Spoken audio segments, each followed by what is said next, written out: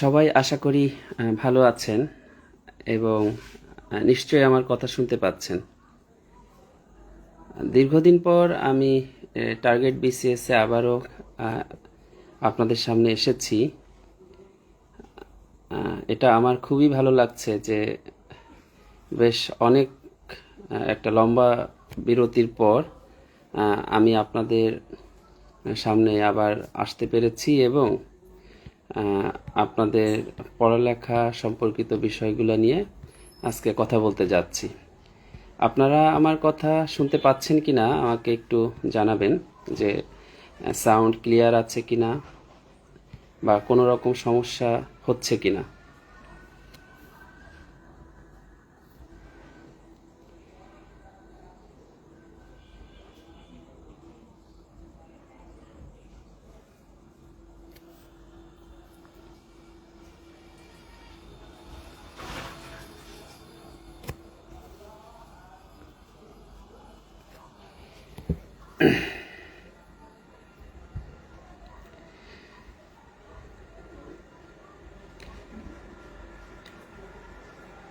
সম্ভবত আপনারা শুনছেন আমাকে বা আমার কথা শুনছেন।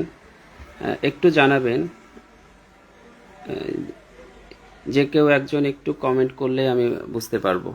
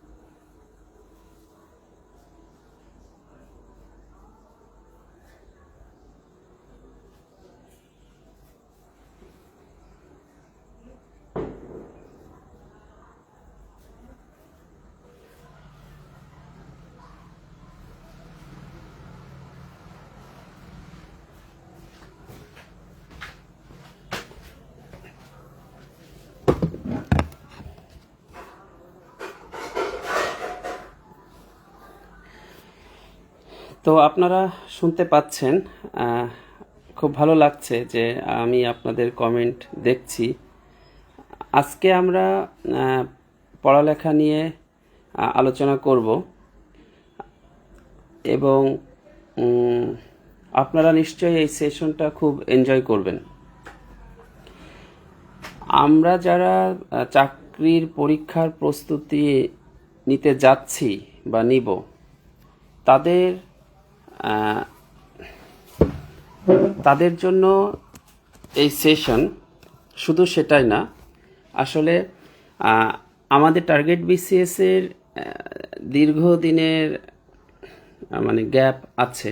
আমাদের দীর্ঘদিনের একে অন্যের সাথে দেখা হওয়া, অর্থাৎ এই ক্লাসের মাধ্যমে দেখা হওয়া, কথা হওয়া, এটা বন্ধ ছিল। আমি আমার পড়ালেখা, আমার ট্রেনিং এবং আমার চাকরি এগুলা নিয়ে এতটাই ব্যস্ত ছিলাম যে আমি দীর্ঘদিন মোটামুটি একটু বিরতির মধ্যেই ছিলাম বলা যায়। তো এই বিরতির সময়টাতে আমি উপলব্ধি করেছি আপনারা সবাই, অনেক মানুষ আমার সাথে যোগাযোগ করেছেন, চেষ্টা করেছেন যে পড়ালেখা করতে চান, পড়তে চান, কি করব, কি হচ্ছে, কি হবে, এবং অনেকেই তাদের সফলতার সংবাদ আমাকে জানিয়েছেন, চাকরিতে যোগদান করেছেন বা কোয়ালিফাই করেছেন এরকম। তো আমি সেগুলা খুবই উপভোগ করেছি, যে আপনারা যারা সফল হয়েছেন বিভিন্ন পর্যায়ে। এছাড়া আমি কষ্টও পেয়েছি যে আমি আপনাদের বিশেষ কিছু সময়ে সাপোর্ট দিতে পারিনি। যেমন 48তম বিসিএস এর আগে আপনারা অনেকেই, এটা সংখ্যায় হিসাব করলে একটা বৃহৎ সংখ্যক মানুষ আমার সাথে যোগাযোগ করেছেন, আপনারা পড়তে চান বা কিভাবে আগানো যায়। কিন্তু আমি আসলে ওই সময়টাতে কোনো সাপোর্ট দিতে পারিনি।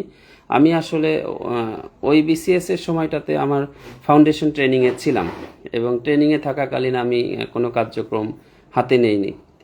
এরপরেও বিভিন্ন জন বিভিন্নভাবে আমার সাথে যোগাযোগ করেছেন যে 49-50 এই বিসিএসগুলোতে কি করা যায়, বা কোনো সাবজেক্ট আলোচনা করা যায় কিনা। তো আমি অনেককে বলেছি যে আমি সামনে আলোচনা করব বা পড়াবো, কিন্তু আমি সেই সুযোগটাই করে উঠতে পারিনি। আসলে চাকরি ক্ষেত্রে আমার যে ওয়ার্কলোডটা যাচ্ছিল বা যাচ্ছে, সেখান থেকে সময় বের করা কঠিন হয়ে যাচ্ছিল। এই জন্য আমি আসলেই আপনাদের জন্য কোনো সময় বা সুযোগ করতে পারছিলাম না। তো এখন আমি আবারও সব দিক গুছিয়ে মোটামুটি আপনাদের জন্য সাবজেক্ট ভিত্তিক একটা ব্যাচ নিয়ে এসেছি। সেটা হচ্ছে বাংলাদেশ বিষয়াবলী বা বাংলাদেশ অ্যাফেয়ার্স, এবং এইটা নিয়েই আমি কিছু ছেলে মেয়েকে পড়াতে চাচ্ছি, আগাতে চাচ্ছি, এবং তাদের পরীক্ষা কার্যক্রমের মধ্যে রাখতে চাচ্ছি, এবং আপনারা সেটাতে বেশ সুন্দরভাবে যুক্ত হয়েছেন। এটা আমার কাছে অনেক আনন্দের। আমার খুব ইতিহাস মনে পড়ে, যেটা হচ্ছে আমি টার্গেট বিসিএস যখন শুরু করি তখন 7জনকে নিয়ে এটা শুরু করেছিলাম, এবং এরপরে 41 থেকে 47তম বিসিএস পর্যন্ত একাধারে আমি প্রত্যেকটা বিসিএস এর কার্যক্রম আমরা পরিচালনা করেছি, এবং সেই পরিচালনা করতে গিয়ে অজস্র অভিজ্ঞতার সম্মুখীন হয়েছি। অনেক কিছু শিখতে পেরেছি, অনেক কিছু জানতে পেরেছি, অনেক কিছু শেখাতে পেরেছি, অনেক কিছু জানাতেও পেরেছি। তো আমার কাছে আমার মনে হয় আমার জীবনের সব থেকে বড় অর্জনগুলোর মধ্যে এই টার্গেট বিসিএস এর অর্জনটা মানে অন্যতম। সেটা হচ্ছে এই বিসিএস গ্রুপ থেকে বা আমাদের এই পরিবার থেকে 261 জন সরকারি চাকরি পেয়েছে এবং তারা যোগদান করেছে, এবং এই সংখ্যাটা শুধু সংখ্যা না, এই সংখ্যাটা হচ্ছে যে 261 জন আমার সাথে যোগাযোগ করেছে চাকরি পাওয়ার পরে বা কৃতজ্ঞতা জানিয়েছে বা আমাকে ইনফরমেশন দিয়েছে, এই কাউন্টে শুধু তাদের নামটাই আমি জানি। আরও অনেকের নাম আছে যারা মানে আরও অনেকের থাকার কথা ছিল, যারা চাকরিতে যোগদান করেছে বা চাকরি পেয়েছে, হয়তো আমাকে জানাতে ভুলে গিয়েছে বা আমাকে জানায়নি। তাদের সংখ্যাটা আসলে আমি এখানে ইনক্লুড করি নাই। আমি ভেবেছি যে আমি যাদেরকে পড়াচ্ছি এবং জীবনের এত বড় অর্জনের পরে আমার সাথে যারা যোগাযোগ করেছে, আমি এই 261 পর্যন্ত তাদেরকেই কাউন্ট করেছি। এছাড়া আরও হয়তো 15-20 আমি অনেকের ফেসবুক পোস্ট দেখেছি যারা সেই শুরু থেকেই আমার কাছে পড়ালেখা করেছে, এই গ্রুপের সাথে সংযুক্ত থেকেছে। তো হয়তো আমাকে জানাতে ভুলে গিয়েছে বলে আমি একটা সঙ্গত কারণেই সেটা এই গ্রুপে 261 পরে আর যোগ করিনি। তবে সংখ্যাটা নিশ্চয়ই অনেক বড়। আমার একটা প্রাথমিক ইচ্ছা ছিল যে আমি 250 জন স্টুডেন্টের সরকারি চাকরির সাথে সম্পৃক্ত থাকতে চাই, 201টা পরিবারের সাথে সম্পৃক্ত থাকতে চাই। তো সেই সংখ্যাটা 261তে এসে মোটামুটি থেমে গিয়েছিল। আমি যদি 48তম বিসিএসে পড়াতে পারতাম, আমার ওই সময় ফাউন্ডেশন ট্রেনিং ছিল, আমি যদি পড়াতে পারতাম তো আমার মনে হয় আমি হয়তো আরও শতাধিক ক্যাডার পেতাম। তো যাই হোক, আমি আবারও শুরু করতে যাচ্ছি, আমরা আবারও আনন্দের সাথে পড়ালেখা করতে যাচ্ছি। নিশ্চয়ই এই সংখ্যাটা বাড়বে। আমার প্রাথমিক লক্ষ্য যে 250 জন মানুষের চাকরির সাথে ইতিহাস হয়ে থাকা, সেই লক্ষ্যটা অর্জন করেছি। এখন সেই লক্ষ্যটাকে আমি আরও বড় করতে চাচ্ছি।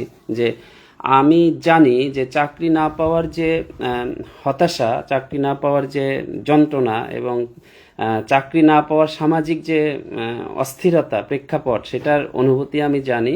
আমি চাকরি পাওয়ার জন্য 5টা বছর ইনভেস্ট করেছি, এবং আমি যখন পড়ানো শুরু করি আমি তখন আসলে চাকরিতে ছিলাম না। প্রথম এমন হতো যে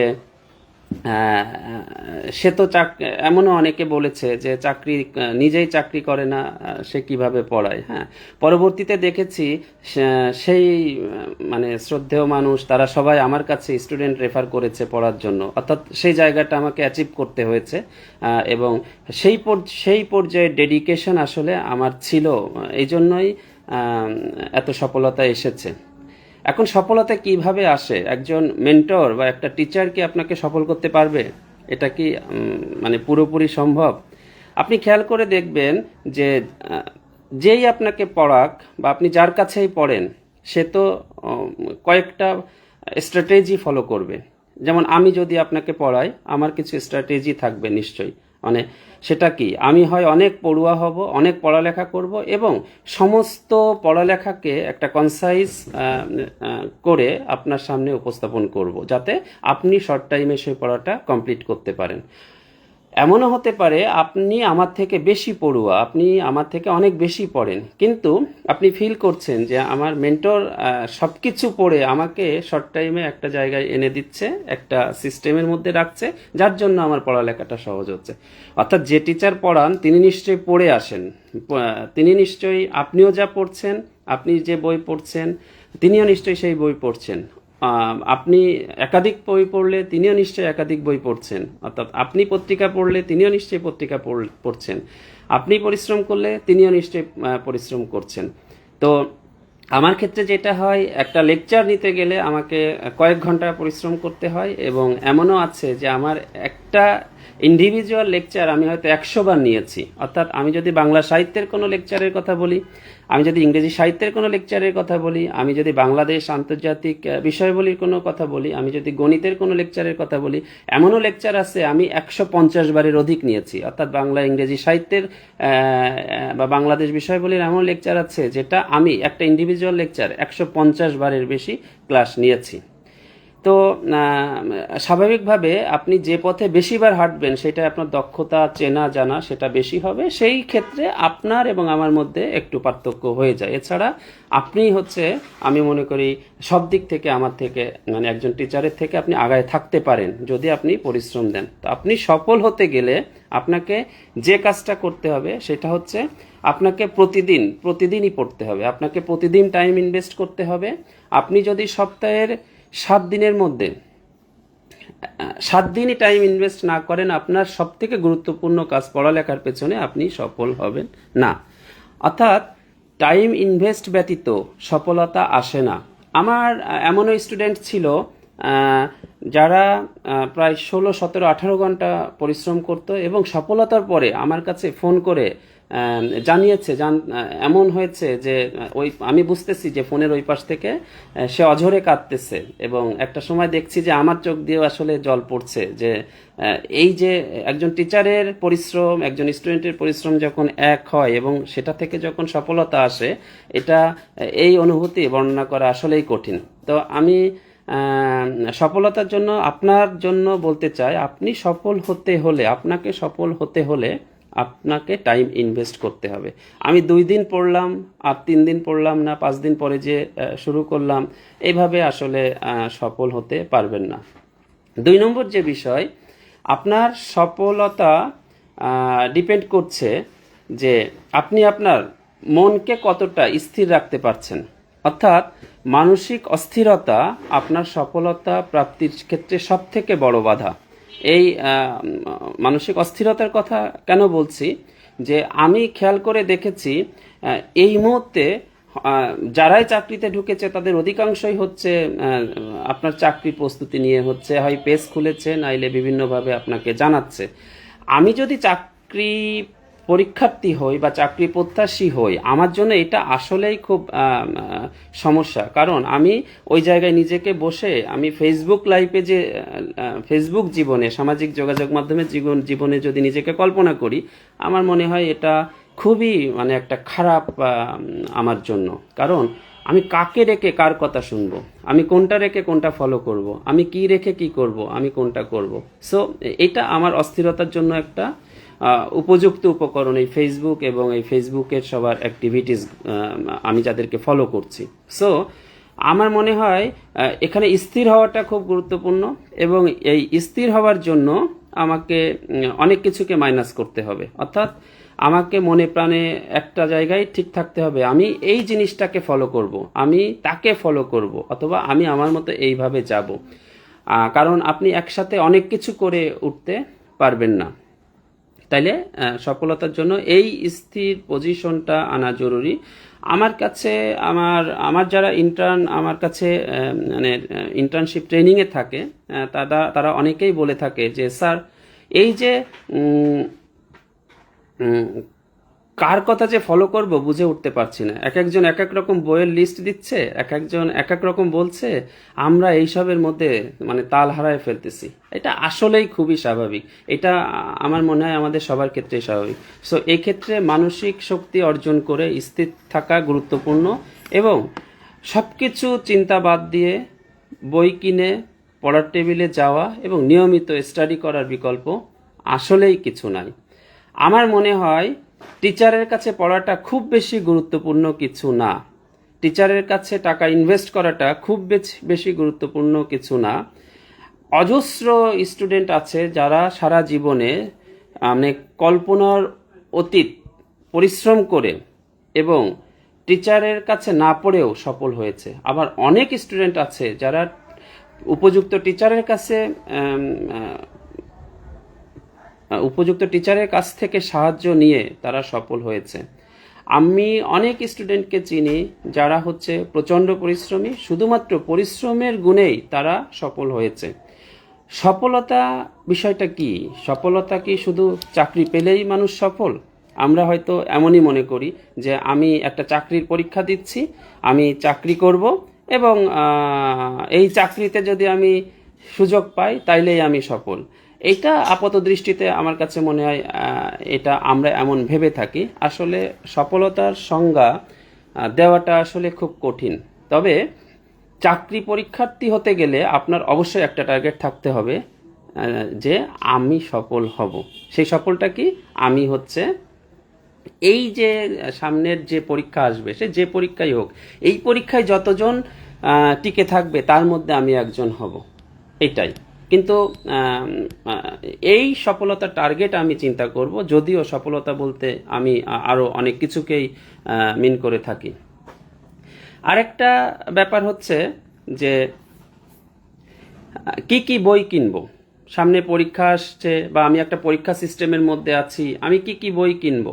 হ্যাঁ, এই প্রশ্ন আমি প্রায় পেয়ে থাকি। আমার কাছে মনে হয় যে বই আপনার কাছে যেটা আছে, আপনি যেটা পড়েছেন সেটাই আপনার জন্য সব থেকে পারফেক্ট বই। অর্থাৎ বই যারা একদম নতুন তাদের ক্ষেত্রে নতুন অবশ্যই এক সেট বই কিনতে হবে, আর যারা পুরাতন তারা যে বইটা আগে পড়েছেন সেই বইটাই আপনার জন্য বেস্ট অপশন। অর্থাৎ বই চেঞ্জ করা ঠিক না। আমি এমন দেখেছি যে 4 বছর আগে পড়েছিল, তারপর নতুন করে আবার পড়া শুরু করতে চাচ্ছে, তখন বলছে যে আমি কি বই পড়ব। তখন আমার কাছে মনে হয় তাকে যদি আমি বাংলা সাহিত্য, ইংরেজি সাহিত্য, গণিত এই সকল বিষয়গুলোর দিকে বলি, আমি সবসময় বলি পুরাতন বইটা পড়ার কথা, কারণ আপডেটেড তথ্যগুলা সেখানে অ্যাড করে নিয়ে পুরাতন বইটা পড়লে যে পরিমাণ সহজে পড়া হবে, নতুন বইয়ে আসলে সেটা হবে না। নতুনদের ক্ষেত্রে কি করা উচিত? যে কোনো এক সেট বই মনে প্রাণে সুন্দরভাবে পড়লেই হবে। অনেকেই বলে আমি একই সাবজেক্টের ভিন্ন ভিন্ন বই পড়তে চাই, কিনতে চাই। হ্যাঁ, তো সেটা আসলেই কঠিন। যদি একাধিক বই পড়া যায় সেটা তো ভালো, কিন্তু আসলেই কঠিন। পরবর্তী একটা বিষয় আপনাদের আমি জানাতে চাই যে চাকরির প্রস্তুতিতে আসলে কত সময় লাগে। চাকরির প্রস্তুতিতে এটা বলা কঠিন, চাকরির প্রস্তুতির সময় বলা কঠিন। তবে আমার কাছে আমার অভিজ্ঞতা থেকে মনে হয়েছে 2-3-4 মাস যথেষ্ট সময় না। 2-3-4 মাস এবং 30টা 35টা 40টা লেকচার যথেষ্ট সময় না। অর্থাৎ আমি 60 মাস ধরে যেটা পড়ছি, আপনি হয়তো সেটা 30 মাসে পড়ছেন। আমি যেটা 30 মাসে পড়ছি, আপনি হয়তো সেটা 15 মাসে পড়ছেন। কিন্তু যেটা এই হিউজ সিলেবাস, এই হিউজ সিলেবাসটা 2-3-4 মাসের সিলেবাস না। তাই যদি হতো তাইলে সবাই 2-3-4 মাস পড়ালেখা করতো। হ্যাঁ, আমার মনে হয় আমরা যে চিন্তাটা করি যে 2 মাসে শেষ করব, 3 মাসে শেষ করব, 2 মাসের পড়া 3 মাসের পড়া, এটা আসলেই মানে সঠিক না। তবে কিছু কিছু ক্ষেত্রে দেখা যায় যে সিচুয়েশন এমন হয় আমার কাছে 2 মাস 3 মাস ছাড়া সময় নাই, সেক্ষেত্রে কি করব? আমি কি ঘুমাবো? কখনোই না। আমাকে তো যুদ্ধে অংশগ্রহণ করতে হবে এবং সেটা পরাজিত হবার জন্য নয়, সেখানে জয়ী হতে হবে। তাইলে আমাকে সেই 2-3 মাস টাইমটাকে যথেষ্ট রূপে কাজে লাগাতে হবে, অর্থাৎ আমাকে বেশি বেশি সেই 2-3 মাসের টোটাল ওয়ার্কিং আওয়ারের বেশি অংশ আমাকে কাজ করতে হবে। তা আমার কাছে আমি যেটা করেছি, আমার কাছে যেটা মনে হয়েছে, আমার একটা ফুল কোর্স কমপ্লিট করতে আমার 150 লেকচার লেগেছে। 150 লেকচার, অর্থাৎ 140 থেকে 160টা লেকচার লেগেছে, অর্থাৎ বছরের 365 দিনের মধ্যে 150 দিন আমাকে ক্লাস নেওয়া লেগেছে। হ্যাঁ, আপনি যদি ডেডিকেশনের কথা চিন্তা করেন, আমি নিজে মাঝে মধ্যে নিজের প্রতি আমি অবাক হই যে আমি একটা স্টুডেন্টের পেছনে বছরের 150টা দিন ইনভেস্ট করেছি এবং এত ক্লাস তাকে রেডি করে দিয়েছি এবং এত বেশি, তারপরেও মনে হয় যে শেষ হয় না। আবার আপনি এটাও বলতে পারেন যে 30টা লেকচারেও তো আসলে শেষ হয়ে যায়, 25টা লেকচারেও শেষ হয়ে যায়, 20টা লেকচারেও শেষ হয়ে যায়। হ্যাঁ, শেষ হয়ে যায়, হ্যাঁ, এটা মিথ্যা কিছু না। তবে শেষটা আসলে কম পড়েও, কম লেকচারেও করা যায়, বেশি লেকচারেও করা যায়। ব্যাপারটা হচ্ছে আপনি কতটুক পরিশ্রমী, আপনি কতটুক নিজের সময় দিচ্ছেন, আপনি কতটুক নিজে গোছাচ্ছেন, তার উপরেও অনেক কিছু ডিপেন্ড করে। আমার ক্ষেত্রে এমন হয়েছে, আমি একদম ছোট, একদম শুরুর বয়স থেকে কিছু বাচ্চাকে পড়ানো শুরু করেছি, যাদের কাছে আমার মনে হয়েছে যে তাদের রেডি করে দিতে হবে, তাকে আমি মাসের পর মাস রেডি করে দিয়েছি, তারপরে তারা সুযোগ পেয়েছে। আবার এমনও হয়েছে যে রেডি আছে এমন স্টুডেন্ট, সে হচ্ছে সবই পারে।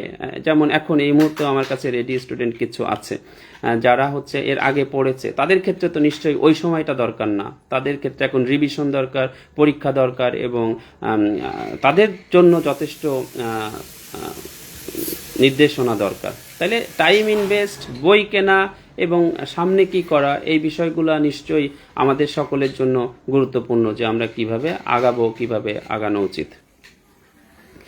আপনারা যারা সামনে পরীক্ষা দিবেন, অর্থাৎ সামনে যে পরীক্ষায় আসুক, যেমন রিসেন্ট সপ্তাহে যে করে ট্যাক্সের পরীক্ষা হয়ে গেল, সামনে আপনাদের নেক্সটে আরও পরীক্ষা আছে। যারা বিসিএস, জেনারেল বিসিএস এর জন্য প্রস্তুতি নিচ্ছেন, বা যদি স্পেশাল বিসিএস হয়ে থাকে স্পেশালের জন্য যারা প্রস্তুতি নিচ্ছেন, যদি আসলেই পরীক্ষা দিতে চান, যদি আসলেই পরীক্ষায় অংশগ্রহণ করতে চান, যদি আসলেই সেখানে নিজের জন্য একটা সিট সিকিউর করতে চান, তাহলে আমি বলবো আপনি আজ থেকেই পড়ালেখা শুরু করেন।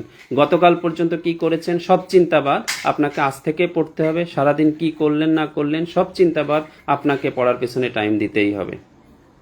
আমার অভিজ্ঞতা থেকে মনে হয়, যখন প্রস্তুতি খারাপ থাকে তখন প্রশ্ন সহজ মনে হয় বেশি, হ্যাঁ, এবং সব কিছুকেই খুব আনন্দ লাগে। হ্যাঁ, আর যখন প্রস্তুতি ভালো হতে থাকে তখন কিন্তু আর এত সহজ মনে হয় না। সো কোনো কিছুকেই খুব মানে সহজ বা হালকাভাবেও নেওয়াটা অনুচিত। তো আমি টার্গেট বিসিএস এ আজকে আমার এই গ্রুপটাতে আজকে এসেছি আপনাদের সাথে এই কথাগুলো শেয়ার করার জন্য। আমি প্রায়ই যে সকল প্রশ্নের সম্মুখীন হই সেগুলোর জন্য, এবং আজ থেকে আমার বাংলাদেশ বিষয়গুলি একটা ব্যাচ শুরু হতে যাচ্ছে। সেই শুরু হতে যাওয়া ব্যাচের ক্লাসটা শেষ মুহূর্তে মনে করেছি যে আমি টার্গেট বিসিএস এ যদি ক্লাসটা নিই, তাহলে এরকম কয়েকজন আমাকে অনুরোধও করেছে, তো আমি সেজন্য আপনাদের সামনে এসে উপস্থিত হয়েছি। বিভিন্ন বিষয়ে বিভিন্ন সময় আরও কথা হবে। আপনারা যে কোনো বিষয়ে আমার সাথে কথা বলতে পারেন, আমার এই গ্রুপে লেখালেখি করতে পারেন। আমাদের হোয়াটসঅ্যাপ গ্রুপ খোলা হয়েছে, সেই হোয়াটসঅ্যাপ গ্রুপে আপনারা কানেক্টেড থাকতে পারেন।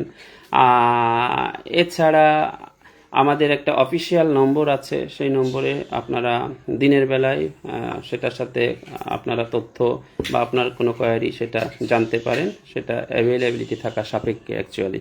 তো আমরা আসেন আজকে আমরা আমাদের কিছু পড়ালেখা সামনের দিকে আগানোর চেষ্টা করি।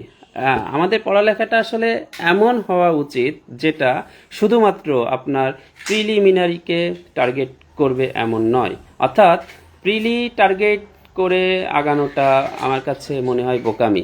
আপনি যদি জেনারেল বিসিএস দিয়ে থাকেন, অথবা আপনি যে সকল চাকরির পরীক্ষা দিয়ে থাকেন বিসিএস ছাড়াও, যেগুলাতে আপনাকে প্রিলির কয়েকদিনের মধ্যে রিটেনে অংশগ্রহণ করতে হয়, সেই সকল পরীক্ষার প্রস্তুতি আসলে রিটেন টার্গেট করে করা উচিত।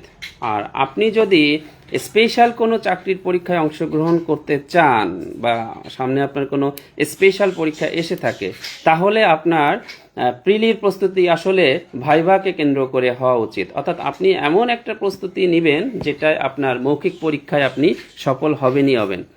আমি কিছু আনন্দের স্মৃতি আপনার সাথে শেয়ার করি। আমি যখন বিসিএস এর ভাইভা বোর্ডে আমি যখন ঢুকবো, তো ওই সময় আমার কাছে দুইটা ছেলে এসে বলছে যে স্যার, আমি তো আপনার কাছে পড়েছি, অর্থাৎ সেও আমার সাথে পরীক্ষা দিতে গিয়েছে।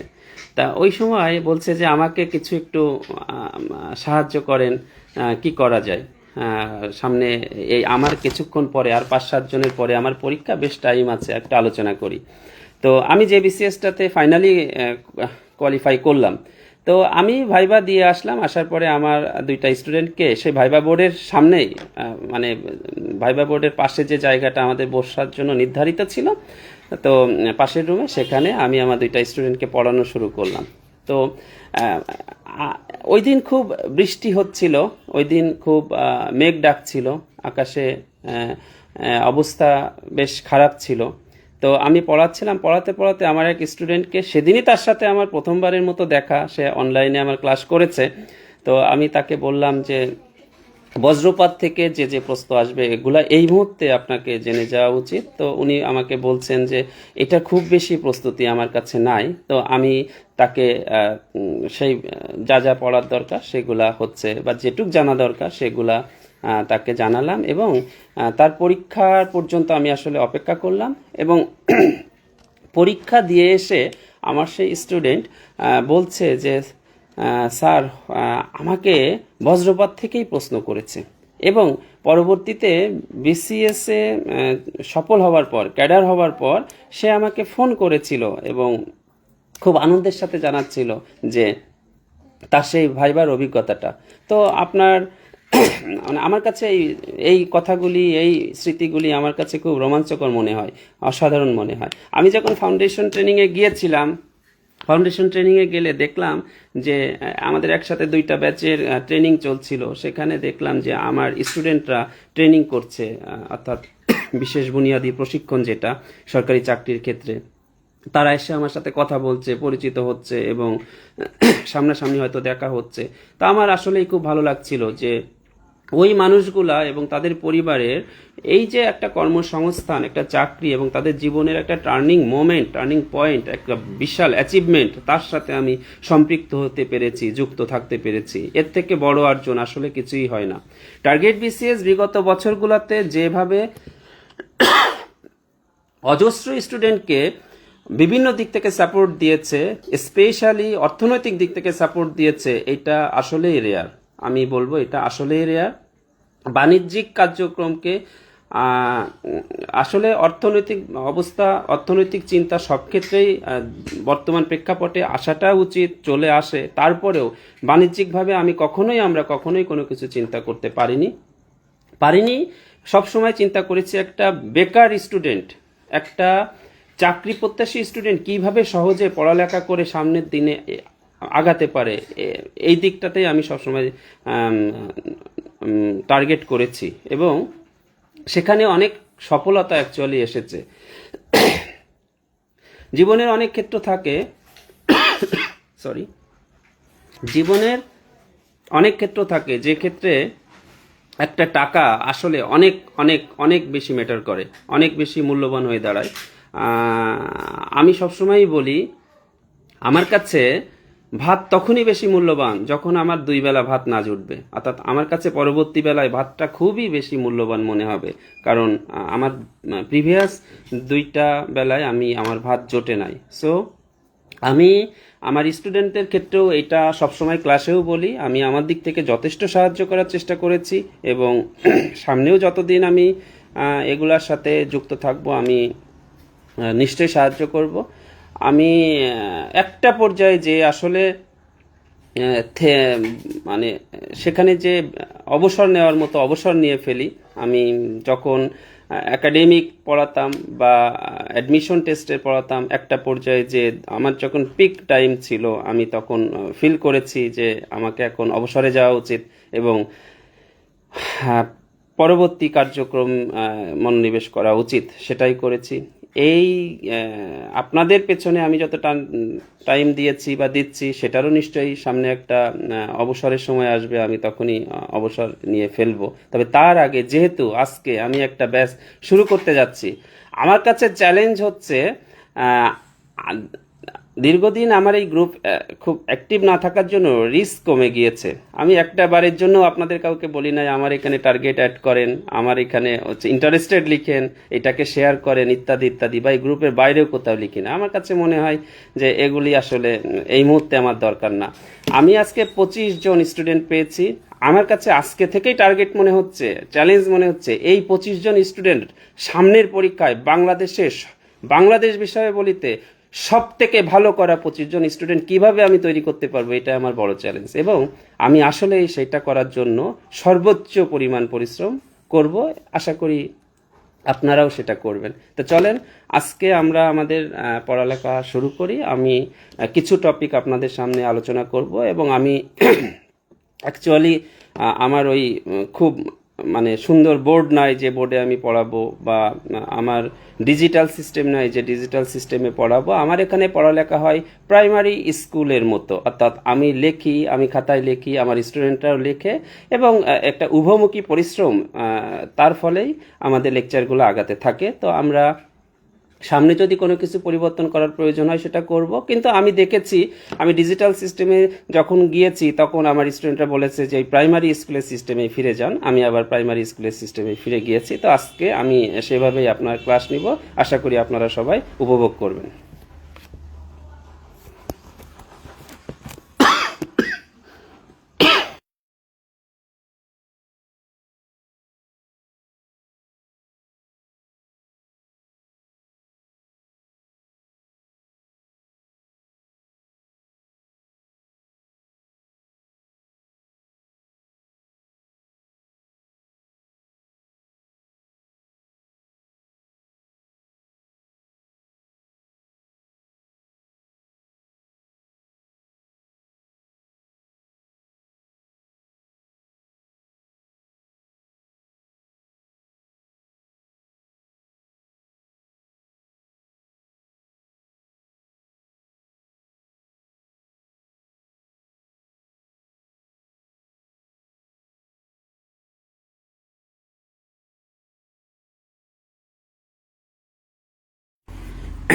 এই যে বাংলাদেশ বিষয়ে বলি থেকে আপনারা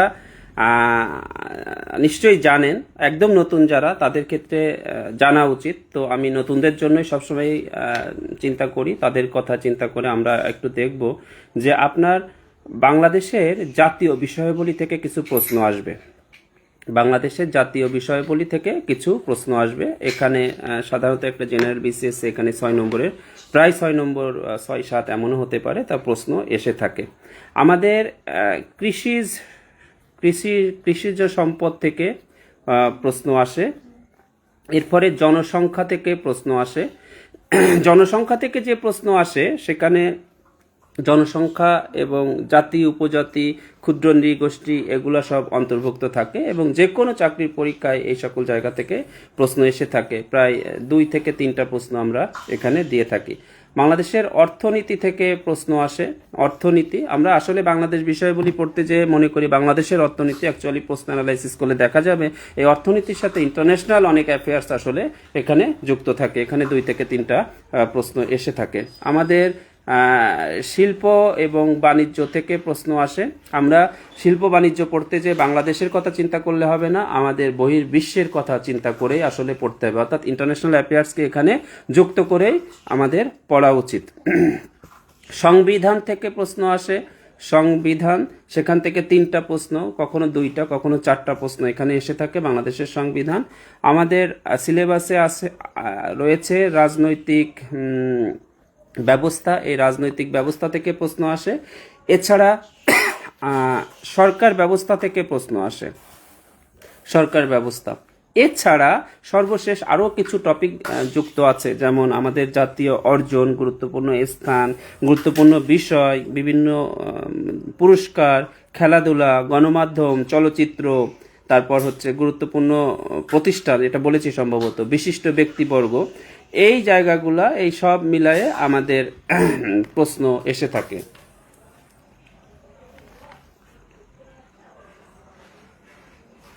তা এই প্রশ্ন বিভিন্ন চাকরি বিসিএস এবং জেনারেল এবং স্পেশাল ভেদে আলাদা হতে পারে, তখন মার্ক বন্টনটা, মার্ক ডিস্ট্রিবিউশনটা তারা সেভাবেই জানিয়ে দেয় যে কোন পার্ট থেকে কয়টা প্রশ্ন হবে।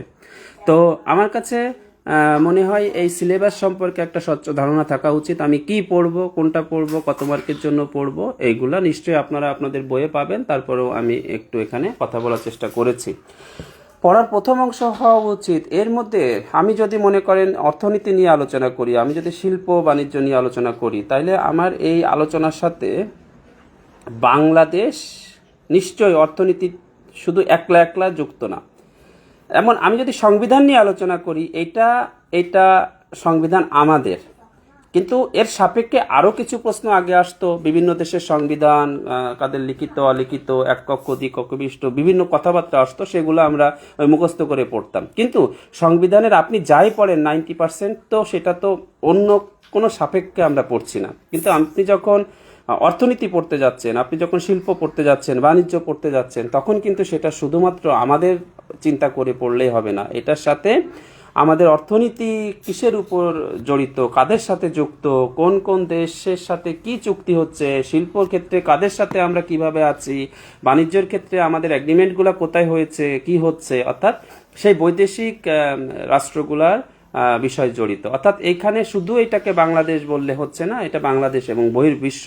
অর্থাৎ পড়ার সময়, অর্থাৎ আপনি যদি জাপানের সাথে আপনি অ্যাগ্রিমেন্ট চিন্তা করেন, আপনি পড়ার সময় যদি বাংলাদেশ জাপান অ্যাগ্রিমেন্ট পড়ার পাশাপাশি আন্তর্জাতিক পার্টে জাপান থেকে কি পড়া লাগে সেই অংশটুকু একসাথে পড়ে নেন, আপনার পড়াটা তখন হচ্ছে খুবই সলিড হয় এবং আপনি যে কোনো পরীক্ষায় রিটেন, মৌখিক এবং প্রিলি সবগুলোই ভালো করতে পারবেন। আমি আসলে সেটাই আপনাকে বোঝাতে চেয়েছি। তো আজকে কিছু টপিক আমরা আলোচনা করব। আশা করি আপনারা একটা খাতা নিয়ে বসেছেন, যারা আজকে ক্লাসের জন্য রেডি ছিলেন। আমরা সেই খাতা লিখব বা টপিকগুলো লিখে রাখবো এবং সেগুলা পড়ব। একটা মহা গুরুত্বপূর্ণ টপিক আপনারা জানেন যে এলডিসি। আমরা এলডিসি নিয়ে কথা বলতে চাচ্ছি। এলডিসি, নিশ্চয় এলডিসি ফুল মিনিং আপনি জানেন যে লিস্ট ডেভেলপড কান্ট্রি, অর্থাৎ স্বল্প উন্নত দেশ।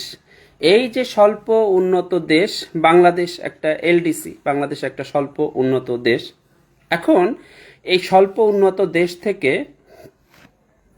আমাদের যদি ডিসিতে যেতে হয়, অর্থাৎ ডেভেলপিং কান্ট্রিতে যেতে হয়, অর্থাৎ উন্নয়নশীল দেশে যেতে হয়, সেখানে কিছু টার্গেট অ্যাচিভ করতে হবে, এমনই আমাদের বিষয় ছিল।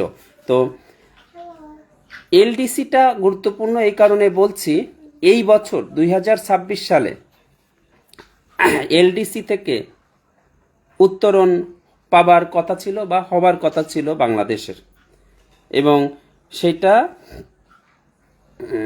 হচ্ছে না এই মুহূর্তে। সেটার একটা আবেদন প্রক্রিয়া এসেছে এবং আপনারা নিশ্চয়ই জানেন হচ্ছে না। সো এই এলডিসিটা প্রিলির জন্য, রিটেনের জন্য, ভাইবার জন্য মহা গুরুত্বপূর্ণ টপিক। তাহলে এই পড়াটা আমার সেইভাবেই পড়তে হবে যেন আমার 3টা পরীক্ষাকে কাভার করে। তা এলডিসি হচ্ছে লিস্ট ডেভেলপড কান্ট্রি। এখন পরীক্ষার প্রশ্ন আসলো এলডিসি মানে কি? ওকে, আমরা সেটা জানলাম। এখন স্বল্পোন্নত দেশ থেকে উন্নয়নশীল দেশে উন্নীত হতে আমরা চেয়েছি, অবশ্যই চেয়েছি। আমরা 2018 সালে প্রথম এটা বলে চেয়েছিলাম যে সুপারিশ হয়েছিল যে বাংলাদেশ এলডিসি থেকে উত্তরণ চাই, এবং চূড়ান্ত সুপারিশটা হয়েছিল 2021 সালে। এইটা একটা পরীক্ষার প্রশ্ন যে চূড়ান্ত সুপারিশ এলডিসি থেকে উত্তরণের চূড়ান্ত সুপারিশ কত? 2021 সালে। 2026 সালের 24 নভেম্বর 2026 এলডিসি থেকে আমাদের উত্তরণ করার কথা। তাহলে এই টপিকটা এত গুরুত্বপূর্ণ হয়েছে এই কারণে যে এই 26 সালে এলডিসি থেকে উত্তরণ হবার কথা। আরও গুরুত্বপূর্ণ হচ্ছে যে আমরা 3 বছরের জন্য আবেদন করেছি যেন এই মুহূর্তে উত্তরণ না হয়। তার মানে আপনি যখন একটা প্রিলি পরীক্ষা দিচ্ছেন, আপনি যখন রিটেন দিচ্ছেন, আপনি যখন ভাইবা দিচ্ছেন, এটা মহা গুরুত্বপূর্ণ টপিক, প্রশ্ন আসুক আর না আসুক, অর্থাৎ এই যেটা এই সালে উত্তরণ হবার কথা, আবার 3 বছরের জন্য আমরা কিন্তু আবেদন করেছি যেন উত্তরণ না হয়। তাহলে বুঝতেই পারছেন এটা কত গুরুত্বপূর্ণ। তাহলে পরবর্তীকালে আমরা প্রথম প্রশ্ন জেনেছি এলডিসি কি, সেকেন্ড প্রশ্ন জেনেছি এটা চূড়ান্ত সুপারিশ হয়েছিল 21 সালে, থার্ড প্রশ্ন হচ্ছে এলডিসি থেকে উত্তরণ হবার কথা 24 নভেম্বর 2026 সালে। বাংলাদেশের পাশাপাশি আরও যে সকল দেশ এই সময়ে এলডিসি থেকে মুক্ত হবার বা উত্তরণ পাবার কথা ছিল, তার মধ্যে একটা হচ্ছে নেপাল আর একটা হচ্ছে লাওস লাওস লাওস এবং নেপাল। তাহলে পাশাপাশি আমি এটা পড়ব। আপনি যদি চান যে আমি শর্ট টাইমে আরও ভালো করব, তাহলে আজকে রাত্রে আপনি লাওস সম্পর্কে পড়ে নেবেন, নেপাল সম্পর্কে পড়ে নেবেন এবং আপনার ইন্টারন্যাশনাল অ্যাফেয়ার্স বই থেকে এই দুইটা দেশ পড়ে আগায় থাকবেন। এইটা হচ্ছে একজন মেন্টরের দায়িত্ব, এইটুক বলে দেওয়া, আর একজন স্টুডেন্টের দায়িত্ব হচ্ছে এই কাজটুকু কমপ্লিট করা। ঠিক আছে? এখন এলডিসি থেকে উত্তরণের জন্য বেশ কিছু বিষয় থাকে, হ্যাঁ, যে যে কিছু সূচক থাকে, যে সূচক থেকে নির্দিষ্ট মান অ্যাচিভ করতে হয়, মান অর্জন করতে হয়। তা 3টা সূচক কিন্তু বেঁধে দিয়েছিল। একটা হচ্ছে মাথাপিছু জাতীয় আয়, মাথাপিছু জাতীয় আয়। 2টা হচ্ছে মানব সম্পদ সূচক, আর 3 নম্বর হচ্ছে অর্থনৈতিক ও পরিবেশগত ঝুঁকি সূচক। অর্থনৈতিক, আমি একটু লিখে দিই আপনাকে, অর্থনৈতিক ও পরিবেশগত ঝুঁকি সূচক। এই যে দেখেন, মাথাপিছু জাতীয় আয়, মানব সম্পদ সূচক, অর্থনৈতিক ও পরিবেশগত সূচক, এই 3টাতে আপনাকে একটা নির্দিষ্ট মান অর্জন করতে হবে এবং সেই মান কিন্তু বাংলাদেশ আসলে অ্যাচিভ করেছে, যার জন্য এই এলডিসি থেকে উত্তরণ হবার কথা। কিন্তু সম্প্রতি আমরা উপলব্ধি করছি যে রিসেন্ট পাস্টে আমাদের সারা বিশ্বে একটা বড় ঝামেলা ছিল করোনা মহামারী। সারা পৃথিবী স্থবির হয়ে গিয়েছিল। তার পরবর্তী সেই ঝাঁকি কাটাতে না কাটাতেই একটা যুদ্ধ এসে গেল। আপনারা নিশ্চয়ই সবাই জানেন যে ইউক্রেন রাশিয়া যুদ্ধ। এই দুইটা বড় প্রেক্ষাপট যখন আসলো, আমাদের তখন চিন্তা করতে হচ্ছে যে এলডিসি থেকে আমরা উত্তরণ বের হব কি হব না। কারণ এলডিসি থেকে বের হলে কিছু সুবিধা আছে এবং কিছু অসুবিধা আছে। তো এই অসুবিধা, আমাদের মতো দেশের অসুবিধার জায়গাটা চিন্তা করে তখন আমাদের সরকার 3 বছরের জন্য একটা আবেদন করেছে। সেই আবেদনটা জাতিসংঘ সমর্থন করেছে, যে ঠিক আছে, এই আবেদনটা সমর্থন করা হলো। জাতিসংঘের যে প্রতিষ্ঠান এটা সমর্থন করেছে সেটাকে বলা হয় হচ্ছে সিডিপি। এটা হচ্ছে কমিটি ফর ডেভেলপমেন্ট পলিসি। আপনি যখন সিডিপি পড়বেন, কমিটি ফর ডেভেলপমেন্ট কমিটি, এই কমিটি বানানটা চাকরির পরীক্ষার জন্য খুব গুরুত্বপূর্ণ। অর্থাৎ কারেক্ট স্পেলিংয়ে এই প্রশ্নটা এসেছে যে কমিটি বানানটা কি। তাহলে আজকে আপনার কাজ হচ্ছে আর একটা কমিটি বানানটা শেখা। এই কমিটি বানানে কি 2টা এম আছে, 2টা টি আছে, 2টা ই আছে, সব কি ডাবল ডাবল নাকি ডাবল ডাবল না, নাকি কোনোটা সিঙ্গেল আছে? তাহলে এটা একটা পরীক্ষার প্রশ্ন।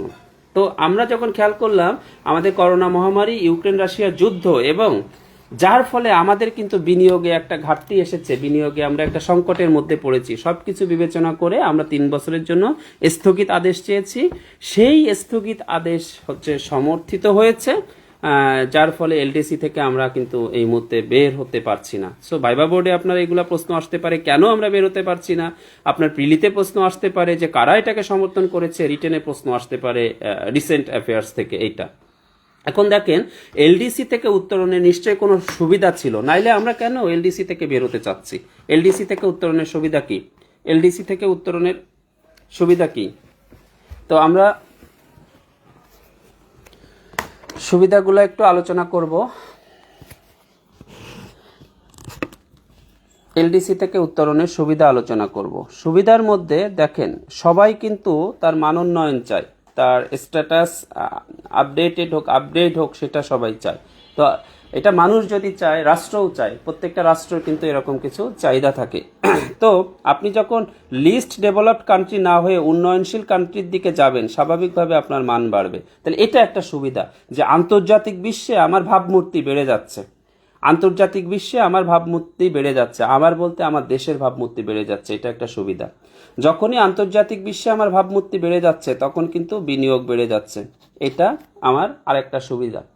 যখনই আন্তর্জাতিক বিশ্বে আমার স্ট্যাটাস বাড়ছে, আমার বিনিয়োগ বাড়ছে, আমি যখন কোনো জায়গায় কোনো লোন নিব, কোনো জায়গায় কোনো ঋণ নিব, সেই ঋণ প্রাপ্তিটা সহজ হবে, সেই ঋণ প্রাপ্তিটা সহজ হবে, অর্থাৎ ঋণ প্রাপ্তি আমার জন্য ইজি হয়ে যাবে। সেই ঋণটা যদি আমি আমাদের অভ্যন্তরীণ জায়গায় ইনভেস্ট করি, সেখান থেকে ঋণ পরিশোধের সক্ষমতাও নিশ্চয়ই আমাদের বাড়বে। সো আপনার রিটার্ন চিন্তা করলে আপনি তখন এইভাবে উত্তর করবেন যে আন্তর্জাতিক ভাবমূর্তি বাড়বে, বিনিয়োগ বাড়বে, ঋণ প্রাপ্তি বাড়বে, ঋণ পরিশোধের সক্ষমতা বাড়বে, এবং যে বাণিজ্য বাজার অর্থাৎ আন্তর্জাতিক যে বাণিজ্য বাজার, সেখানে কিন্তু আমাদের নিজেদের একটা আস্থা তৈরি হবে এবং অন্য দেশেরও কিন্তু আমাদের প্রতি একটা আস্থা তৈরি হবে। এগুলো হচ্ছে সুবিধা। এখন দেখেন এই এলডিসির অসুবিধা কি? অসুবিধা হচ্ছে আমরা পৃথিবীর বিভিন্ন দেশে শুল্কমুক্ত মানে পণ্য রপ্তানি করে থাকি, বা হয়তো অন্যান্য অনেক দেশের তুলনায় কম শুল্কে আমরা পণ্য রপ্তানি করে থাকি। সেই সুবিধা কিন্তু আর থাকবে না।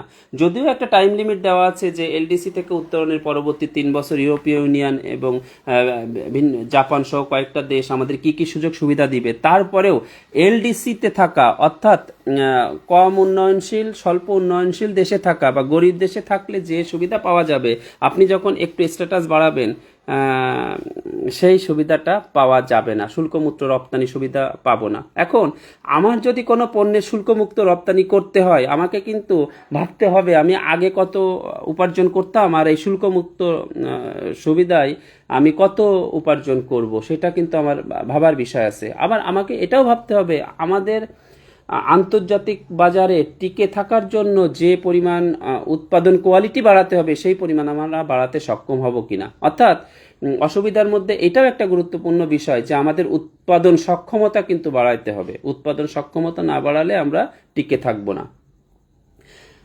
উৎপাদন সক্ষমতা তখনই বাড়বে যখন আমার দক্ষতা বাড়বে। আমার দক্ষতা যদি না বাড়ে তাহলে উৎপাদন সক্ষমতা বাড়বে না, তাহলে আমাকে দক্ষতাও বাড়াইতে হবে।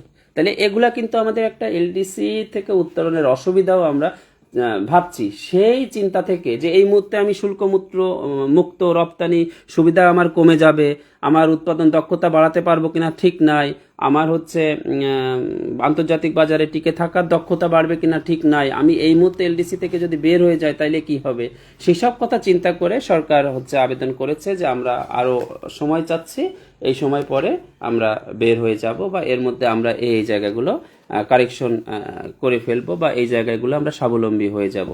তো দেখেন একটা এলডিসি থেকে আপনার পরীক্ষায় প্রশ্ন আসবে কি? পরীক্ষার প্রশ্ন আসবে এলডিসি মানে কি, তারপরে হচ্ছে এলডিসি চূড়ান্ত সুপারিশ কখন হয়েছে, এলডিসি থেকে আমরা উত্তরণ পাওয়ার কথা কত তারিখে কত সালে, কোন কোন সূচক এখানে নির্ধারণ করা হয়, কয়টা সূচক, আমরা যে সুপারিশ করেছি বা আমরা যে আবেদন করেছি জাতিসংঘর কোন প্রতিষ্ঠান সেটা সমর্থন করেছে, অ্যাট দ্য সেম টাইম আমাদের সাথে এলডিসি থেকে বের হওয়ার কথা নেপাল এবং লাওস, সেই দেশ সম্পর্কে আমাদের তথ্য পড়তে হবে এবং একই সাথে আমার এই কমিটি বানানটা পড়তে হবে।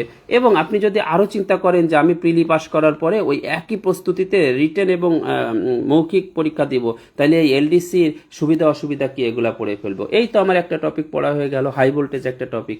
এইভাবে যদি পড়ি আমার মনে হয় অস্থিরতা কম হবে। আর আমি যদি শুধু কিছু পিডিএফ আর শুধু কিছু হচ্ছে প্রশ্ন দাগানো কিছু প্রিভিয়াস কোশ্চেন অথবা হচ্ছে দাগায় ছেড়ে দিলাম, সেটাও আমি করতে পারি, সেটা আপনার জন্য আসলে আমার মনে হয় কঠিন, কারণ আমি মনে করি একজন মেন্টর হিসেবে আমার কেয়ারটা সেই পর্যায়ের হওয়া উচিত। আসেন আমরা পরের টপিকটা একটু যেতে চাচ্ছি।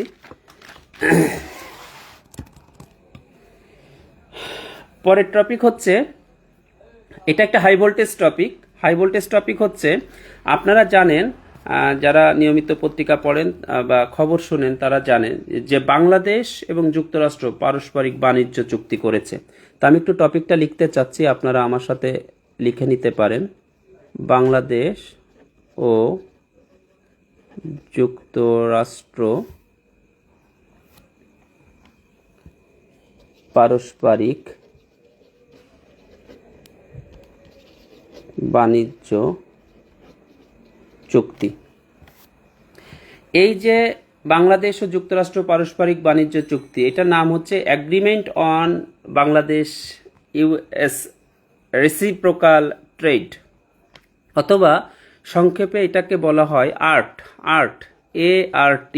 আর্ট হচ্ছে agreement on reciprocal trade. Agreement on reciprocal trade কাদের মধ্যে?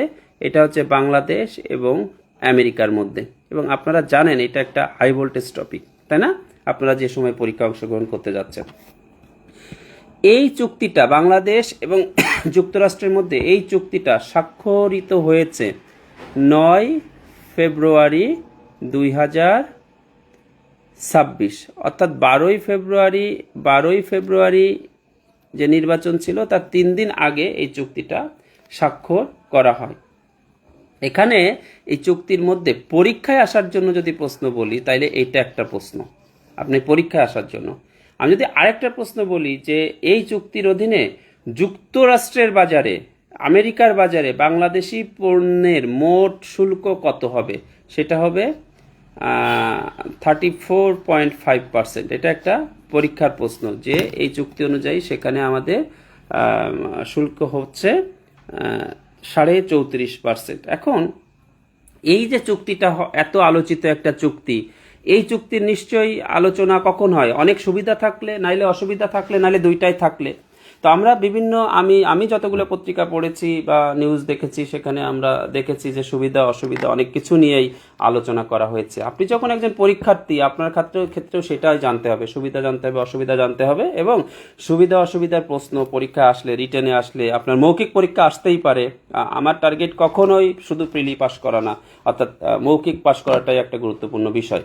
তো সেখানে আপনাকে এই প্রশ্নগুলো সঠিক আনসার করে আসতে হবে। এখন এই চুক্তির অধীনে বাংলাদেশের সুবিধা কি, সেটুকু একটু আমরা আলোচনা করতে পারি। বাংলাদেশের সুবিধা হচ্ছে নাম্বার 1, 1 নম্বর সুবিধা, যুক্তরাষ্ট্রের বাজারে আমাদের রপ্তানি বৃদ্ধি। অর্থাৎ প্রশ্ন পজিটিভ হইতে আসলে আমাকে সেই পজিটিভ আনসার করতে হবে। তাহলে আপনার ভাইবা বোর্ডের প্রশ্নের আনসার আপনার ফ্র্যাকশন অফ সেকেন্ড আপনাকে চিন্তা করতে হবে আমি কোনটা উত্তর করব, কিভাবে উত্তর করব। ঠিক আছে? তাহলে যুক্তরাষ্ট্রের বাজারে রপ্তানি বৃদ্ধির সুযোগ, আমাদের যুক্তরাষ্ট্রের বাজারে রপ্তানি বাড়বে চুক্তির অধীনে, কারণ চুক্তিটা হয়েছেই তাই। আমরা কি রপ্তানি করব, তারা কি রপ্তানি করবে, তাহলে রপ্তানি বৃদ্ধি পাচ্ছে। এটা নাম্বার 1 সুযোগ। আপনি নিশ্চয়ই লিখে নিচ্ছেন আমার এই কথাটা। 2 নম্বর হচ্ছে আমরা যুক্তরাষ্ট্রে তৈরি পোশাক রপ্তানি করে থাকি প্রচুর পরিমাণে, আপনারা জানেন। এবং এই তৈরি পোশাক, চামড়া সহ বিভিন্ন খাত এই চুক্তির মাধ্যমে রপ্তানি হওয়ার মাধ্যমে উপকৃত হবে। এই সেক্টরগুলোর ডেভেলপমেন্ট ঘটবে, স্পেসিফিক এই সেক্টরগুলোর। ওকে। থার্ড হচ্ছে বিনিয়োগ আকর্ষণ পাবে, বিদেশি বিনিয়োগ আকর্ষণ পাবে। আর একটু আগে আমি যে এলডিসি পড়ালাম, এলডিসির ক্ষেত্রে যেটা ছিল, এলডিসি থেকে যখন আমার উত্তরণ হয়ে যাবে তখন আমি বিভিন্ন সুযোগ সুবিধা পাবো না বাণিজ্য ক্ষেত্রে। তখন নিশ্চয়ই আমি একটা মানে প্রতিযোগিতার বাজারে ঢুকে যাব। সেই প্রতিযোগিতার বাজারে টিকে থাকার জন্য, মোকাবেলা করার জন্য এলডিসি থেকে উত্তরণের পরপরই এই ধারণা করা হচ্ছে যে যুক্তরাষ্ট্রের সাথে এই চুক্তি আমাদেরকে সাহায্য করবে।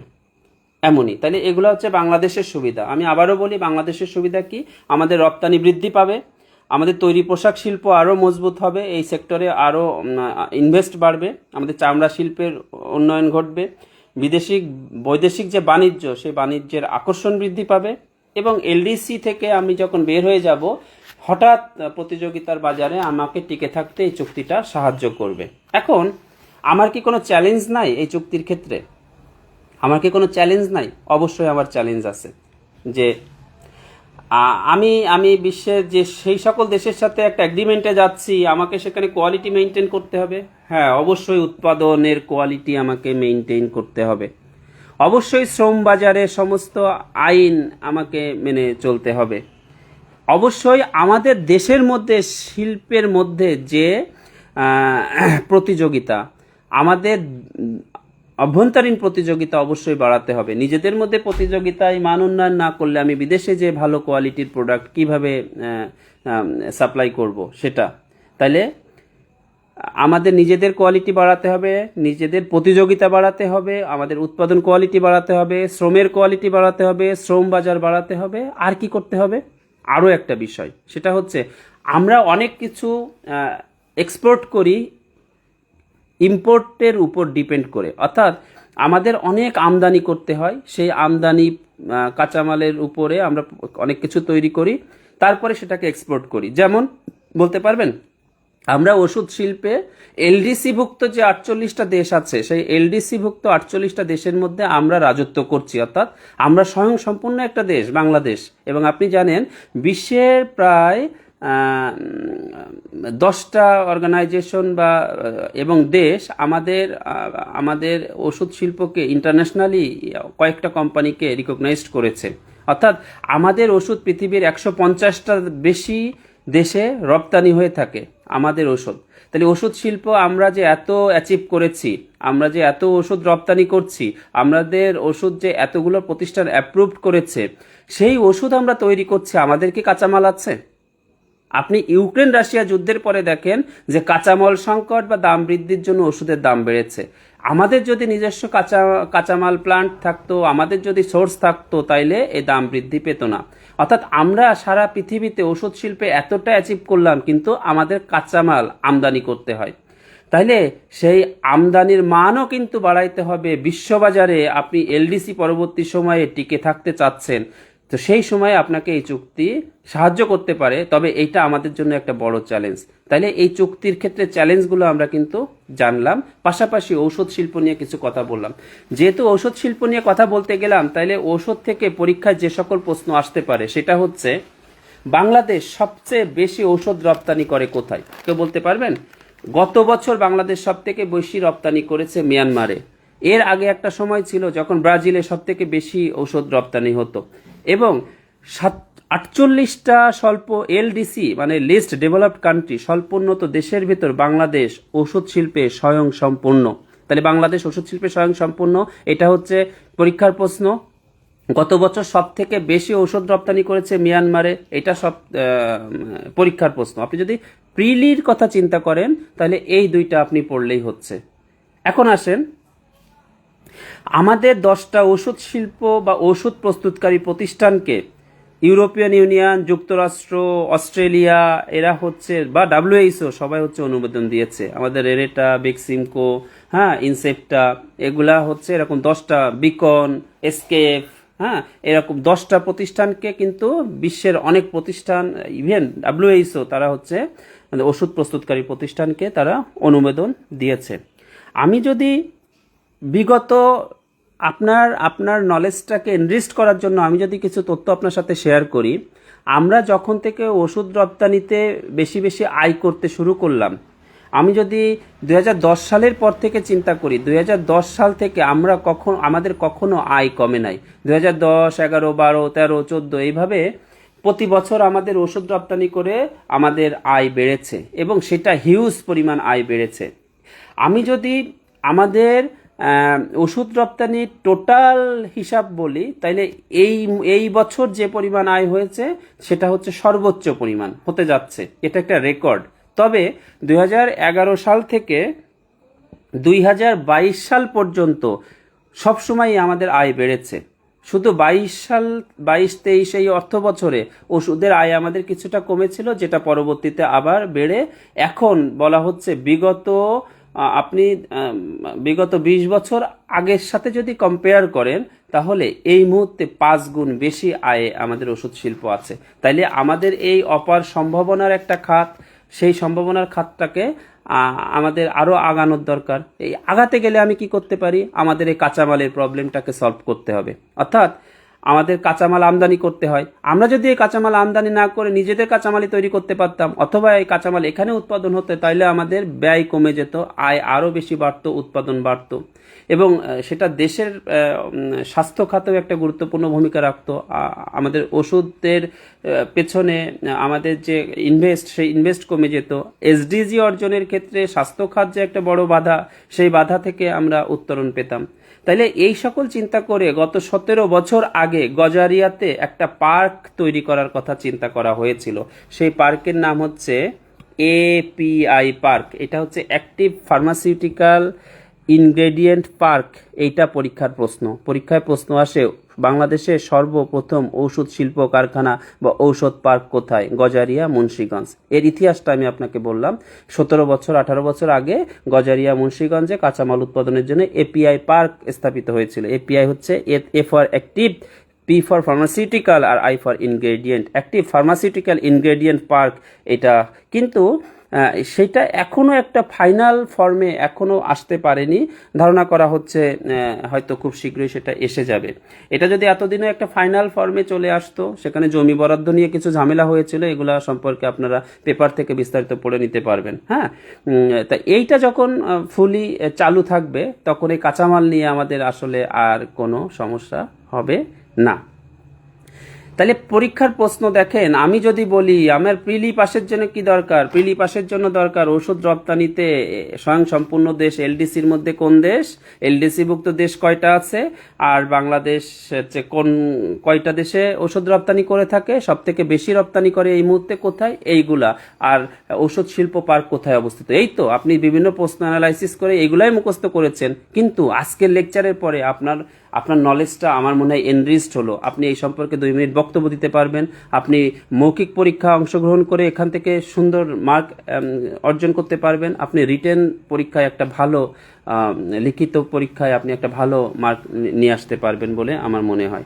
এর পাশাপাশি এখান থেকে যদি আমি আরও প্রশ্ন করি, তাইলে সেটা হচ্ছে আমাদের ঔষধ রপ্তানি শুরু হয়েছিল কত সালে? এই টাইপের প্রশ্ন আসলে আপনার জন্য আসবে না, তারপরেও আমি বলছি যে 1985 সালে আমরা প্রথম ওষুধ রপ্তানি করেছিলাম, 1985 সালে। তবে সবথেকে বেশি গুরুত্বপূর্ণ হচ্ছে এই মুহূর্তে সবথেকে বেশি কোথায় দিচ্ছি, আর গজারিয়া সম্পর্কিত যে কথাটা বলেছি। তা আশা করি এটা আপনার জন্য এখন খুবই সহজ। আমি এরপরে আরেকটা টপিকে চলে যাব। না, এরপরে না, আমি তো আসলে সেই বাংলাদেশ এবং আমেরিকার যে এগ্রিমেন্ট, সেই এগ্রিমেন্ট থেকে ওষুধে চলে গিয়েছিলাম। এখন দেখেন, আমাদের সেই আমদানির কথা বলছিলাম, বাংলাদেশের সাথে যে চ্যালেঞ্জ আছে, বাংলাদেশ এবং আমেরিকার যে চ্যালেঞ্জ, সেই চ্যালেঞ্জের মধ্যে আমাদের সেগুলো উত্তরণ করতে হবে। এখন দেখেন, বাংলাদেশ এবং আমেরিকার এই যে চুক্তি, এই চুক্তির মধ্যে 6টা ধারা আছে। আপনারা কেউ এই চুক্তির বিস্তারিত পড়েছেন? 6টা ধারা আছে। কয়টা ধারা আছে? 6টা ধারা আছে। এই চুক্তিতে 2টা শব্দ ব্যবহার করা হয়েছে, একটা হচ্ছে শ্যাল আর একটা হচ্ছে উইল। তাহলে আপনাকে শ্যাল আর উইলের পার্থক্য জানতে হবে, এবং আপনার কাছে মনে হবে যে এগুলি আমরা কি পড়ছি। হ্যাঁ, এগুলি আমরা পড়ছি মৌখিক পরীক্ষার জন্য। আমি সবসময় বলি, আমার কাছে একটা ব্যাচে পড়লে আপনার সব প্রস্তুতি সম্পূর্ণ হয়ে যাবে। এইখানে এই চুক্তির মধ্যে 179 বার শ্যাল শব্দটা ব্যবহার করা হয়েছে। 179 বার শ্যাল শব্দটা ব্যবহার করা হয়েছে, আর 3 বার উইল শব্দটা ব্যবহার করা হয়েছে। এই শ্যাল শব্দ দিয়ে আমরা বুঝি যেটা আপনি বাধ্য, যেটা করতে হবে, যেটা অবশ্যই। উইল হচ্ছে হতে পারে, করতে পারি, বিষয়টা এরকম। তাহলে 179 বার শ্যাল শব্দ ব্যবহার করা হয়েছে, যেখানে বাংলাদেশের নামের সাথে সম্ভবত 131 বার শ্যাল শব্দ দেওয়া হয়েছে। অর্থাৎ Bangladesh shall, Bangladesh shall, Bangladesh shall, এই বাংলাদেশ শ্যাল দিয়ে শূন্যস্থান দিলাম। অর্থাৎ বাংলাদেশ এইটা করতে বাধ্য, বাংলাদেশ এইটা করতে বাধ্য। 131টা জায়গায় বাংলাদেশ এইটা করতে বাধ্য। ঠিক আছে? তাহলে এটা খুব মানে আমার কাছে খুব ইন্টারেস্টিং লেগেছে যে একটা চুক্তি হয়েছে যেখানে বাংলাদেশ 131 বার এটা এটা এটা এটা করতে বাধ্য। এখন দেখেন, কিছু বাধ্যের জায়গা আমরা চিন্তা করি, কিছু বাধ্যের জায়গা আপনি লিখে নিতে পারেন আপনার রিটেন পরীক্ষা বা ভাইবা পরীক্ষার জন্য। বলা হচ্ছে এই চুক্তিতে আগামী 15 বছরে আমাদের $15 বিলিয়ন এলএনজি আমেরিকার কাছ থেকে কিনতে হবে। আগামী 15 বছরে $15 বিলিয়ন এলএনজি আমাদের আমেরিকার থেকে কিনতে হবে। সো আপনার কাছে এখন মনে হতে পারে এলএনজি মানে কি, এটা তো বাচ্চাদের। সো এলএনজি মানে কি, এটাও আসলে পরীক্ষার প্রশ্ন। লিকুইডিফাইড ন্যাচারাল গ্যাস, এলএনজি, এইটা আমাদের আগামী 15 বছরে $15 বিলিয়ন আমেরিকার কাছ থেকে নিতে হবে। আচ্ছা, 2 নম্বরটা আসেন। 2 নম্বরটা হচ্ছে আমরা পারমাণবিক চুল্লি, জ্বালানি, ইউরেনিয়াম এইটা এমন কোনো দেশের কাছ থেকে নিতে পারবো না বা তাদের সাহায্য নিতে পারবো না যেটার সাথে আমেরিকার মানে যেটা আমেরিকার বা যুক্তরাষ্ট্রের নিরাপত্তার জন্য ঝুঁকিকর, এইভাবে লেখা আছে সেখানে। মানে আমি সহজ বাংলায় যেটা বুঝেছি, আমেরিকার সাথে যাদের এই পারমাণবিক ঝামেলা আছে তাদের কাছ থেকে বাংলাদেশ কোনো কিছু নিতে পারবে না, বিষয়টা এমন। আমরা রাশিয়ার ক্ষেত্রে রূপপুর পারমাণবিক যেটা করেছিলাম, এখন রাশিয়ার সাথে আমেরিকার যে ঝামেলা আছে সেইখানে আপনি এগুলা চিন্তা করলে আপনি রাশিয়ার কাছ থেকে, চীনের কাছ থেকে এগুলা কিছু করতে পারবেন না। অর্থাৎ এমন কোনো দেশ থেকে পারমাণবিক চুল্লি, জ্বালানি বা ইউরেনিয়াম কিনতে পারবেন না যা যুক্তরাষ্ট্রের নিরাপত্তার জন্য ঝুঁকিপূর্ণ। তাহলে এই 2টা। 3 নম্বর, তাহলে এটা গেল পারমাণবিক। 3 নম্বর, তেল, গ্যাস আর বিদ্যুৎ। তেল, গ্যাস, বিদ্যুৎ এই বিনিয়োগে, অর্থাৎ আপনি যাদের কাছ থেকে তেল, গ্যাস, বিদ্যুৎ আনতে চাচ্ছেন, যাদের সাথে আপনি কানেক্টেড আছেন সেই সকল জায়গা সীমিত করতে হবে। আপনি যদি কাতার থেকে কিছু এনে থাকেন, আপনি যদি ইন্ডিয়া থেকে কিছু এনে থাকেন, বা আপনি যদি মিডল ইস্টের কোনো কান্ট্রির সাথে বেশি পরিমাণে কানেক্টেড থাকেন, সেটাকে সীমিত করতে হবে। এই চুক্তির মধ্যে বলা আছে তেল, গ্যাস, বিদ্যুৎ আমদানিতে মালিকানা বা অংশীদার ভাগী আপনাকে সীমিত করতে হবে এবং আমেরিকার অংশগ্রহণ বাড়াইতে হবে, যুক্তরাষ্ট্রের অংশগ্রহণ বাড়াইতে হবে। এই চুক্তির মধ্যে এটা আছে যে অংশগ্রহণ বাড়াইতে হবে। এখন আসেন আরো কিছু বিষয় আমরা দেখি। বাংলাদেশ যদি নন মার্কেট ইকোনমি হিসেবে চিহ্নিত, নন মার্কেট ইকোনমি টার্মটা লিখে নেন, নন মার্কেট ইকোনমি, নন মার্কেট ইকোনমি এই তালিকাভুক্ত কোনো দেশের সাথে মুক্ত বাণিজ্য অর্থনীতির সাথে যুক্ত থাকে, মুক্ত বাণিজ্য করতে যায়, তাহলে আমেরিকা চুক্তি বাতিল করতে পারবে অথবা বাংলাদেশের উপর বেশি শুল্ক আরোপ করতে পারবে। এখন এই নন মার্কেট ইকোনমি কাদের নন মার্কেট ইকোনমি? এইটা হচ্ছে আমেরিকার নন মার্কেট ইকোনমি। তাদের সাথে যেমন রাশিয়ার বাজার, চায়নার বাজার, ভিয়েতনামের বাজার, এই সকল দেশের সাথে আপনি যদি কোনো চুক্তি করতে যান, এখন আমেরিকা যদি মনে করে থাকে যে তারা শুল্ক আরোপ করবে, শুল্ক আরোপ করতে পারবে। এই চুক্তির মধ্যে এই কথাগুলাই লেখা আছে, ঠিক আছে? সো আরও বলা হচ্ছে যে আপনি আমেরিকার কাছ থেকে সামরিক সরঞ্জাম কিনবেন, তারপর হচ্ছে কিছু স্পেসিফিক দেশের কাছ থেকে আপনার ক্রয়টাকে কমাতে হবে, অর্থাৎ অন্য এই যে নন মার্কেট ইকোনমি বা অন্যান্য দেশের কাছ থেকে আপনি কেনাকাটা কমাবেন, সেই কথাটা বলা আছে। আরেকটা কথা বলা আছে যে নিরাপত্তা ইস্যু, যদি যুক্তরাষ্ট্র কোনো দেশের বিরুদ্ধে অর্থনৈতিক বা নিরাপত্তা নিষেধাজ্ঞা দেয়, সেক্ষেত্রে বাংলাদেশকে পরিপূরক হিসেবে অবস্থান করতে হবে, অর্থাৎ তারা যেটা বলছে সেটার পরিপূরক হিসেবে আমরা। তো এই সকল ক্ষেত্রে আসলে আমরা যেমন সবসময় নিউট্রাল থাকার চেষ্টা করি। সামনে ভাইবা বোর্ডে আপনাকে প্রশ্ন করবে যে নিরাপত্তা ইস্যুতে আমেরিকার কোনো একটা দেশের সাথে ঝামেলা হলো, তখন আমরা পরিপূরক যদি থাকতে চাই তাহলে বাংলাদেশ কি নিরপেক্ষ থাকতে পারবে? সেটার উত্তর কি হবে, সেটা তাহলে ভাইবার জন্য আপনাকে রেডি হতে হবে। তাইলে আমার মনে হয় এখান থেকে এই প্রশ্নগুলা আপনার জানা উচিত, এই বিষয়গুলা। এবং পরীক্ষার প্রশ্ন যদি আমি বলি যে প্রিলি, যেটার জন্য আপনারা পাগল হয়ে থাকেন যে আমার শর্ট সাজেশনে প্রিলি পাস করতে হবে, হ্যাঁ, তো 10 দিনে প্রিলি পাস, তো সেক্ষেত্রে আপনার কি হবে যে এই চুক্তিটা স্বাক্ষরের তারিখ কত? 9 ফেব্রুয়ারি 2026। এখানে শুল্কের পরিমাণ কত আসছে? 34.5%। আর যেটা হচ্ছে এই চুক্তিতে শ্যাল শব্দটা কতবার এসেছে, উইল শব্দটা কতবার এসেছে, এলএনজি কিনবে কত ডলারের, এলএনজি কিনবে কত ডলারের, আরও একটা বলা হয়নি, বিমান কিনতে হবে আমাদের 14টা। কয়টা বিমান কিনতে হবে? 14টা বিমান কিনতে হবে। এবং এই চুক্তির ধারা কয়টা? এইগুলা হচ্ছে আপনার প্রিলির জন্য প্রশ্ন। কিন্তু রিটেন এবং ভাইবার জন্য আমি যা যা বলেছি এইগুলাই হচ্ছে আপনাকে সুন্দর করে নোট করতে হবে, যাতে এক পড়ায় সব হয়ে যায়। আমি আরও একটা টপিকে সামনে আগাতে চাচ্ছি,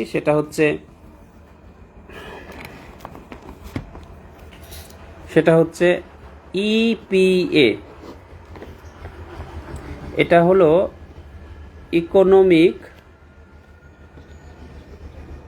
partnership agreement. Economic partnership agreement অর্থাৎ অর্থনৈতিক অংশীদারিত্ব চুক্তি। ইকোনমিক হলো অর্থনৈতিক, পার্টনারশিপ মানে অংশীদারিত্ব, ইকোনমিক পার্টনারশিপ এগ্রিমেন্ট মানে চুক্তি, অর্থনৈতিক অংশীদারিত্ব চুক্তি। এই চুক্তিটা আসলে কি সেটা বোঝার ব্যাপার, যে ইকোনমিক পার্টনারশিপ এগ্রিমেন্ট এটা আসলে কি।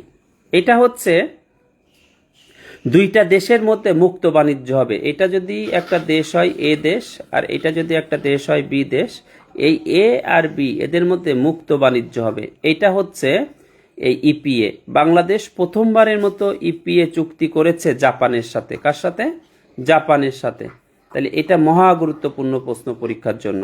বাংলাদেশ প্রথমবারের মতো জাপানের সাথে ইপিএ চুক্তি করেছে 2026 সালের 6 ফেব্রুয়ারি, 6/2/2026 প্রথমবারের মতো ইপিএ অর্থাৎ ইকোনমিক পার্টনারশিপ এগ্রিমেন্ট সম্পন্ন করেছে জাপানের সাথে। তাহলে পরীক্ষার প্রশ্ন ইপিএ মানে কি? আপনি যদি রিটেন চিন্তা করেন ইপিএ কি ডেফিনিশন, আপনি যদি প্রিলি চিন্তা করেন যে ইপিএ চুক্তি কত তারিখে করেছে, কার সাথে করেছে। এখন দেখেন রিটেনে বা ভাইভাতে এই ইপিএ থেকে কি ধরনের প্রশ্ন আসতে পারে। ইপিএ চুক্তি করার কারণটা কি, ফলটা কি? ইপিএ চুক্তি করছি কারণ কি? এই একটা দেশ আর এই একটা দেশ, এই দুইটা দেশের মধ্যে আমাদের মুক্ত বাণিজ্য হবে। এই মুক্ত বাণিজ্যের ফলে আমাদের যদি আমি দুইটা দেশকে চিন্তা করি এইভাবে, দেখেন আমি এইটা হচ্ছে বাংলাদেশ আর এইটা হচ্ছে জাপান। এটা হচ্ছে জাপান। এই বাংলাদেশের 7,379টা বা 7,000-এর অধিক পণ্য শুল্ক মুক্ত সুবিধা পাবে জাপানে। অর্থাৎ জাপানের মার্কেটে আমাদের 7,000-এর বেশি প্রোডাক্ট যাবে। আর জাপানের 1,000-এর অধিক প্রোডাক্ট বাংলাদেশের মার্কেটে আসবে। 1,039টা স্পেসিফিক যদি বলি, 1,039টা প্রোডাক্ট। এটাই হচ্ছে এটা সুবিধা। আপনি রিটার্নে বা ভাইভাতে এই কথাগুলো বলবেন যে শুল্ক মুক্ত সুবিধা কেমন, যে আমাদের 7,000-এর অধিক প্রোডাক্ট যাবে এবং তাদের হচ্ছে 1,000-এর অধিক প্রোডাক্ট আমাদের বাজারে মুক্ত শুল্ক মুক্ত বাণিজ্য করতে আসবে। এই তো পড়া হয়ে গেল। তাহলে এই এই এই এই যে এগ্রিমেন্টের সুবিধা হচ্ছে, এখানে শুল্ক কমছে, এখানে রপ্তানি সুবিধা বাড়ছে, এখানে বিনিয়োগ বাড়ছে, এখানে একে অপরের উন্নয়ন সহযোগী হিসাবে কাজ করছি। একে অপরের তো না, আমাদের মতো দেশের উন্নয়ন সহযোগী জাপান হতে পারে, কিন্তু আমরা তাদের উন্নয়ন সহযোগী না, তবে বাণিজ্য সহযোগী আমরা এখানে হয়ে কাজ করতে পারি এবং আমাদের শ্রম এবং দক্ষতার মান উন্নয়ন বৃদ্ধি পাচ্ছে, আমরা প্রতিযোগিতার বাজারে ঢুকে যেতে পারছি। দেখেন আপনি কতগুলো পয়েন্ট কত সুন্দরভাবে এখানে লিখে ফেলতে পারেন। শুল্ক কমানো, রপ্তানি বৃদ্ধি, প্রতিযোগিতা বৃদ্ধি, বিনিয়োগ বৃদ্ধি, উন্নয়ন সহযোগিতা, শ্রম এবং দক্ষতা বৃদ্ধি, সবকিছু মিলে আপনাদের এই এগ্রিমেন্ট থেকে আমরা এই প্রশ্নগুলো আনসার করতে পারবো। তো দেখেন আমি একটা একটা করে পড়াচ্ছিলাম। প্রথমে যেখানে শুরু করলাম এলডিসি, সেখান থেকে চলে গেলাম বাংলাদেশ আমেরিকা চুক্তি, সেখান থেকে চলে গেলাম ওষুধ শিল্প, সেখান থেকে চলে আসলাম আবার হচ্ছে এই ইপিএ অর্থাৎ জাপানের সাথে চুক্তি, এবং কোন কোন প্রশ্নগুলা হাই ভোল্টেজ আপনার এই পরীক্ষার জন্য সেগুলা বলে দিলাম। সাথে কিছু বাসার কাজ দিতে চাচ্ছি, যে কাজগুলোর মধ্যে আপনি জাপান সম্পর্কে পড়বেন, আপনি লাওস সম্পর্কে পড়বেন, আপনি নেপাল সম্পর্কে পড়বেন, আপনি আমেরিকা সম্পর্কে পড়বেন, যেটা আন্তর্জাতিক পার্টের জন্য। তার মানে আমি প্রথমেই বলেছিলাম আপনার বাংলাদেশ পার্টের প্রস্তুতি হবে আন্তর্জাতিক পার্টের সাথে মিলিয়ে, আলাদাভাবে না। তো আমার মনে হয় আমরা আজকে একটা স্টার্টিং করতে পারলাম, বেশ কিছু আলোচনা করতে পারলাম এবং বেশ কয়েকটা টপিক আলোচনা করলাম। আমাদের ক্লাস যেগুলা হবে সেগুলা হচ্ছে বিস্তারিত হবে এবং আমি সব টপিকগুলো আপনাকে এইভাবে রেডি করে দিব সুন্দরভাবে, আপনি সেই ক্লাসে সব কিছুই পেয়ে যাবেন। আমি আবারও বলছি, আমার টার্গেট হচ্ছে বাংলাদেশ বিষয়ের এই ব্যাচ থেকে আপনারা যারা বাংলাদেশ বিষয়ের প্রশ্ন অ্যানালাইসিস করবেন, পড়বেন, পরীক্ষা দিবেন, তারা বাংলাদেশ বিষয়ে যেন টপে থাকতে পারেন, সেই পর্যায়ে নিয়ে যাওয়াটাই আমার উদ্দেশ্য। আপনারা আমার এই লেকচারটা অর্থাৎ প্রথম অংশ তো আসলে আমাদের মোটিভেশন ছিল, আর সেকেন্ড অংশ আমরা কিছু গুরুত্বপূর্ণ টপিক নিয়ে আলোচনা করলাম। এগুলা আপনারা কেমন উপভোগ করেছেন, আপনাদের কেমন লেগেছে সেটা নিশ্চয়ই আমাকে জানাতে পারেন, সেটা জানাবেন। পাশাপাশি যারা সামনে চাকরির পরীক্ষা দিবেন তারা আমার সাথে কানেক্টেড থাকতে পারেন। যারা এর আগে চাকরিতে সফল হয়েছেন, আজকে আমার ক্লাসে অংশগ্রহণ করেছেন, তাদেরকে দেখেও খুব ভালো লেগেছে। এই গ্রুপের মাধ্যমে আমরা আবার হয়তো রিকানেক্টেড হতে পেরেছি। তো আপনাদের অনুভূতি আমাকে জানান, আমি কমেন্ট বক্সে দেখতে থাকি।